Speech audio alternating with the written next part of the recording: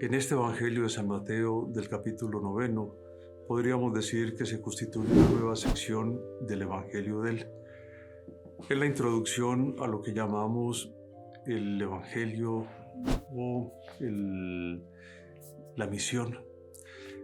La misión, el discurso. Y por otro lado, vamos a ver también cómo describe la lastimosa situación del pueblo de Israel. En el Evangelio vamos a distinguir tres aspectos muy claros. Digo todo lanzándose ya a ese discurso que llamamos misional. San Mateo nos va a describir un nuevo milagro de nuestro Señor Jesucristo. Él cura un sordomudo. También podríamos decir que en el Evangelio nos hace una síntesis de la acción programática de nuestro Señor Jesucristo, que podríamos resumirla en enseñar y sanar. Y por fin nos dice San Mateo que frente a las multitudes nuestro Señor se conmueve. Nuestro Señor libra del demonio y hace que el sordo y el sordomudo, se abran nuevamente para la palabra, es decir, para Él. Encontramos respecto a ese gran milagro de nuestro Señor dos actitudes muy distintas. Por un lado, Él nos describe que las multitudes se admiraban, se encantaban con nuestro Señor Jesucristo, a punto de decir, nunca se había visto algo semejante. En oposición a esa multitud, encontramos la actitud de los fariseos. Ellos dicen que Jesucristo está aliado con las tinieblas. Sordomudo. Hermanos, ser sordo es una figura de quien es rebelde a la palabra de nuestro Señor Jesucristo. Es aquel que pierde también el contacto de su propia realidad como hijo de Dios. El evangelista nos dice que nuestro Señor recorría ciudades y pueblos enseñando, predicando en las sinagogas a respecto del reino de Dios y curando toda enfermedad y toda dolencia. Es una especie, de resumen de todas las actividades de nuestro Señor, que ya resumíamos en enseñar y sanar.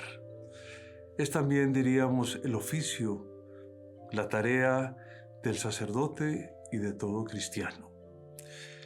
Nuestro Señor quiere, por las actitudes que Él toma, ser una especie de rabino ambulante, es decir, Él va a la búsqueda de sus discípulos. No espera que ellos lleguen, sino que a uno a uno los va llamando. Como nos dice también el evangelista, que nuestro Señor va detrás de las ovejas que están perdidas, están abandonadas y tristemente traicionadas.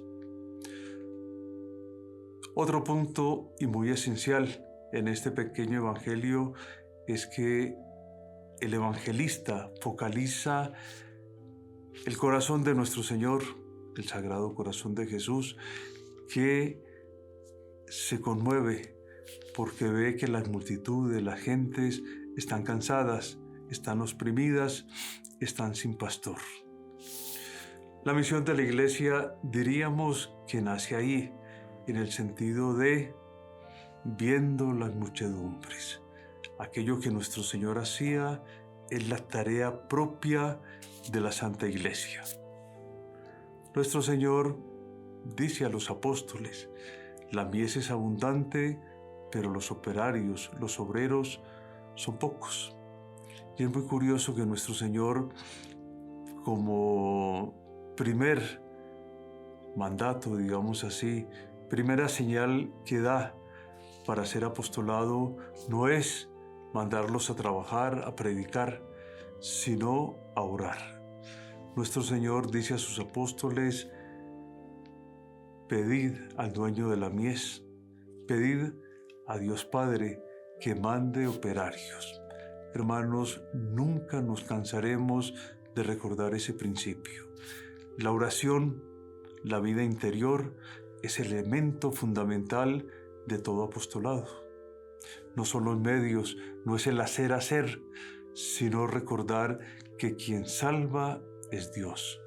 Quien mueve los corazones, quien mueve las almas es Dios. Aprovechemos este Evangelio para recordar un principio también muy esencial. Es superior, es más, ser que hacer. Todo aquello que los evangelistas, lo que lo leemos en el Evangelio a respecto de nuestro Señor, recordemos. En el Antiguo Testamento los profetas lo habían anunciado. Pidamos de manera muy especial a Nuestra Señora nos conceda esa gracia, admirarnos, encantarnos con la figura de nuestro Señor y recordar que el apostolado esencialmente es pedir gracias y más gracias. Salve María,